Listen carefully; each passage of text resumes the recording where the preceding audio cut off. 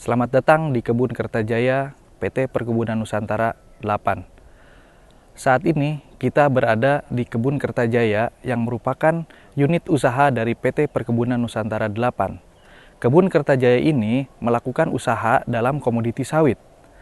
Pada saat ini kita berada di tanaman sawit tahun tanam 2009. Pada tanaman tahun tanam 2009, pokok sawit belum begitu tinggi, hingga pada saat panen, kita hanya menggunakan alat untuk panen yang namanya dodos. Sementara, untuk tanaman yang pokok tanamannya sudah tinggi, kita menggunakan alat panen yang namanya egrek. Alat panen selain daripada dodos dan egrek, yang kita gunakan juga itu menggunakan gancu. Gancu ini fungsinya untuk mengambil buah sawit atau tandan sawit yang sudah dipanen menggunakan dodos atau egrek. Pada saat ini kita berada di tanaman yang menghasilkan. Tanaman menghasilkan ini setiap harinya kita melaksanakan panen. Dalam artian bahwa setiap tahun sepanjang hari kita melaksanakan panen dan ada buah yang matang, itulah yang kita panen. Sehingga panen sawit ini kita laksanakan setiap hari sepanjang tahun. Namun, pada kondisi tertentu buah sawitnya persediaannya sedikit, tapi pada kondisi tertentu buah sawitnya produksinya banyak. Terima kasih.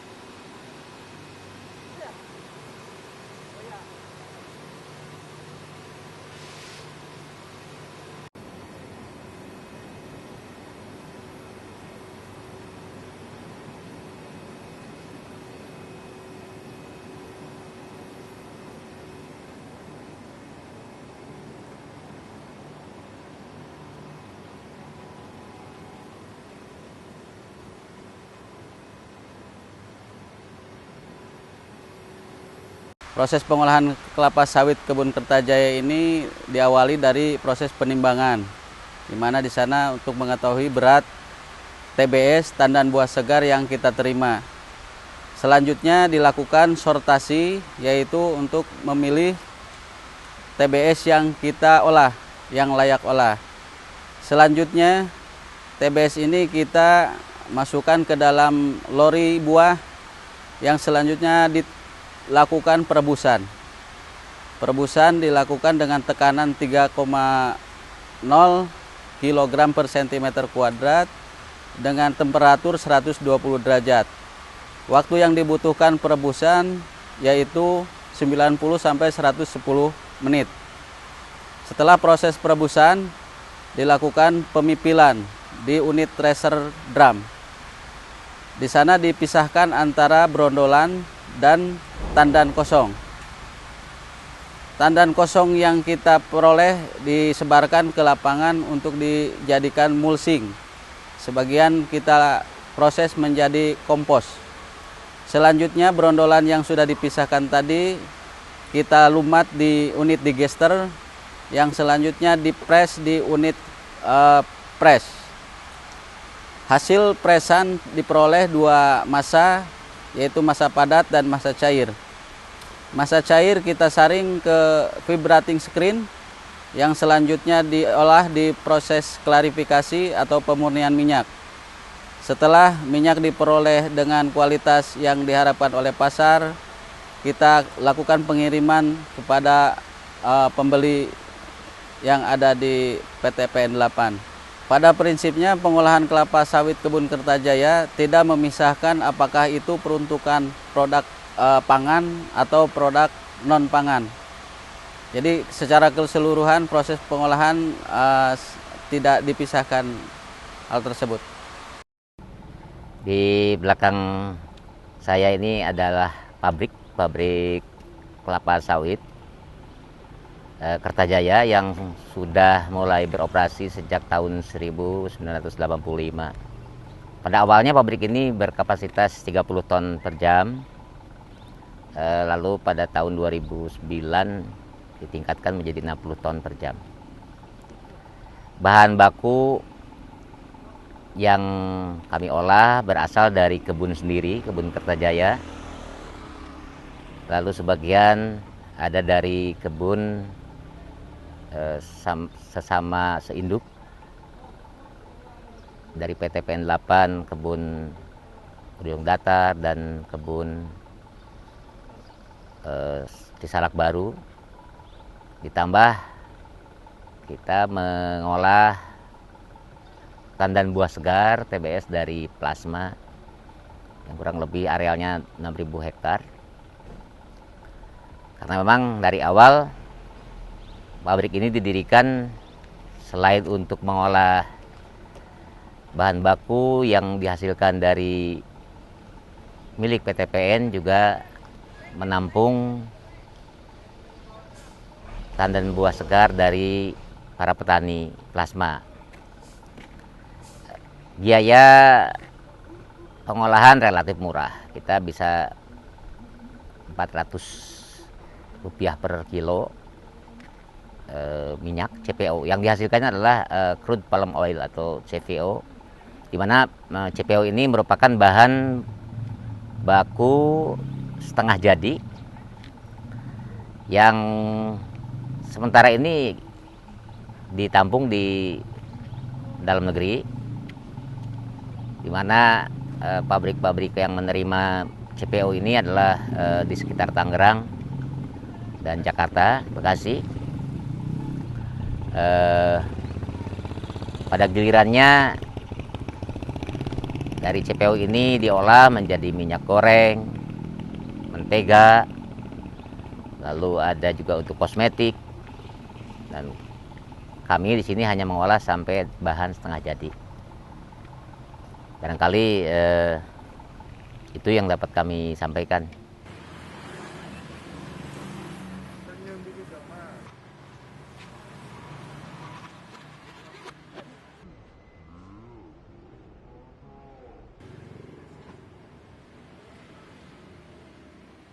Saya jual minyak goreng ini udah lama, itu udah dari 5 tahun.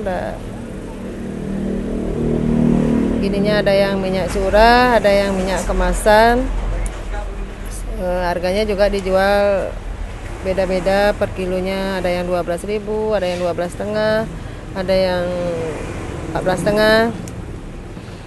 Terus pembelinya dari kalangan ibu rumah tangga, dari warung-warung juga, pedagang juga ada. Terus selama ini sih saya jual minyak goreng ini belum ada keluhan, belum ada yang komplain gitu loh gininya. Masalah minyak yang dia konsumsi nggak ada.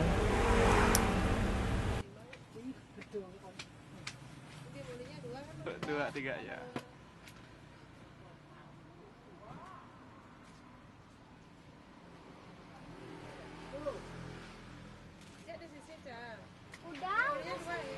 Saya sering membeli minyak goreng, jadi seminggu sekali mungkin 1 atau 2 liter tergantung masaknya di rumah. Tergantung mereknya juga, kualitasnya, ada yang memang mau bagus, ada yang memang khusus kalau untuk makanan-makanan ini yang untuk salad misalnya, saya beli minyak gorengnya yang agak mahalan karena khusus untuk salad. Tapi kalau yang untuk biasa digoreng aja untuk tempe, untuk itu ya tergantung yang ada di warung yang dekat keperluannya dan lain sebagainya. Kadang saya beli Bimoli, kadang beli yang lain. Udah biasa, saya udah lama ya, yang Bimoli yang spesial.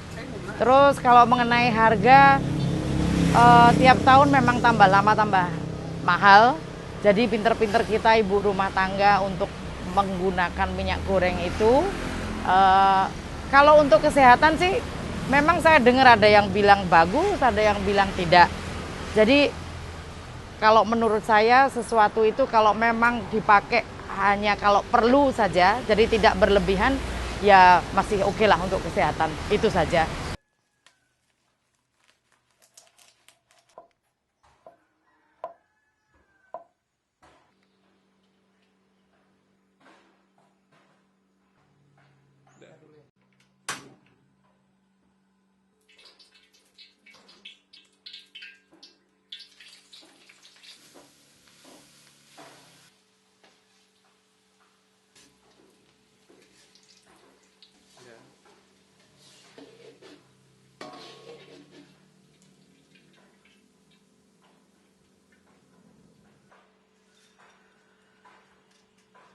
Hampir setiap hari saya selalu menggunakan minyak goreng untuk keperluan memasak karena yakin dan saya percaya dan puas bahwa produk ini sangat baik untuk kesehatan dan harganya bisa terjangkau.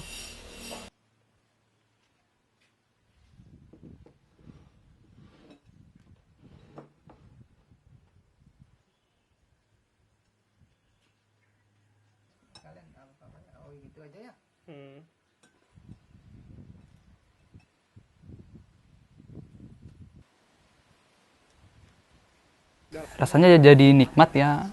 Terus apalagi ini makanan favorit saya, jadi lebih nikmat dari yang kemarin-kemarin.